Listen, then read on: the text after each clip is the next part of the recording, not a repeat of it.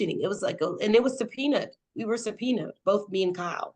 All right. Well, that's when you know shit's heavy. You know what I mean? If you're getting subpoenaed for the feds or okay, shit's real. I mean, they're busy. They ain't doing that for fun. I mean, okay, when Todd's living the lap of luxury, how materialistic was he? I mean, we see he's very extravagant on the show. I mean, did you guys benefit at all? Were they sending you cars? Were they sending you gifts? Or was it really all about Todd and Julie and the kids that live with them? And they were, how materialistic was he?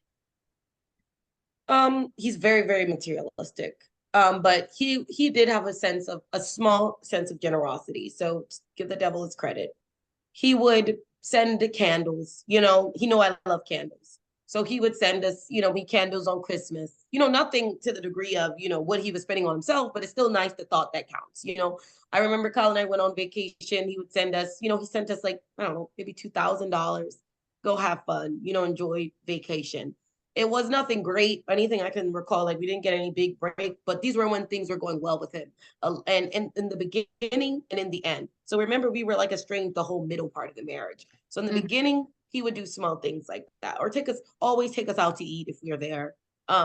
No, you're not talking cars or no, nothing like that. Now he was always having a plan for us, and that's where the manipulation came in. So I worked, right? I had my parents. My father passed away, I had no inheritance. We bought a house. So we did a lot with my dad's help, my family's help. So what his plan would always be was things that we worked, and Kyle worked hard, UPS, right? He was a driver there. So we just were like typical couple, but we had our savings, and he would try to make plans that revolved around where we could lose really what we worked for. And that's what he was big on. I don't know if it was jealousy, but he would do little things or it convinced us to spend on things that it's like, how would that even help us? And if you're not paying for it and you're supposed to be this millionaire dad, why would we sell our home or, mortgage, get a second mortgage or things like this that he would ask us to do, or move to LA that we can't afford LA?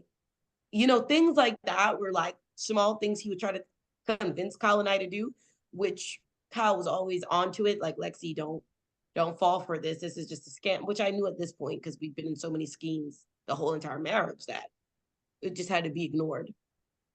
Did he use money for control? Was he trying to get you to use your money so that then you would have none, so you'd have to go to, Todd? And is that what he did with Chase and Savannah too? Did he use money to all the children as none of you have any, so you have to come to me for everything? That is exactly what it was, David. I feel like that was, when I look back on it now, it was always anything we ever worked for, it was just get rid of it. So that way we'd just be depleted. So I think he also knew he was going down. So when someone's going down, they want to make sure everyone else is off the ship too. So you can't sustain yourself. So it's why would we do these things?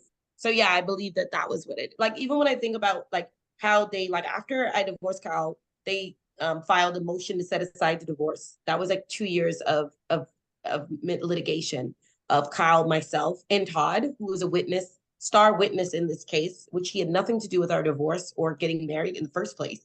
We had this deposition that came up for his tax case that he had me forced to come in, found me in Delaware, had people here in this house knocking on this door up here, found me since I moved out of state. I can't even imagine how much it's got to be to get someone served out of state and keep trying to stalk them to get in this deposition case. All the podcast remarks and voicemails that everyone's heard. So it was this was an effort to bankrupt me because it's just case after case after case. And I'm not even with your son anymore.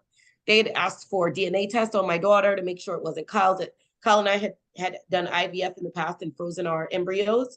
And so this child I have is from a new relationship, my daughter. And they asked for a DNA, things that was just legally just bleeding me. And this is his strategy. And that's what he did with Angela, right? That's why she can't take care of her child, right?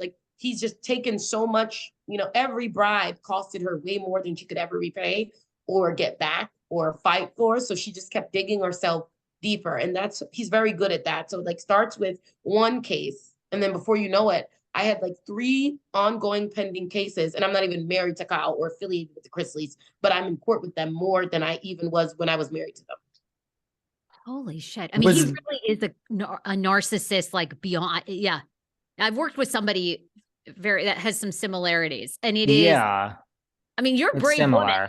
I give you a lot of credit. I mean, I know he's serving 12 years in federal prison now, but I mean, I do give you a lot of credit. It's very hard to speak up against these people because they do exactly what you say.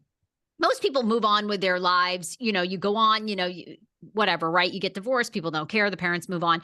But when you're talking like a narcissistic, OCD, manic human being, they just keep coming and coming, and like when you least expect it, they pop up. Was this like continuing right to the end, like right before, like this was recent, right?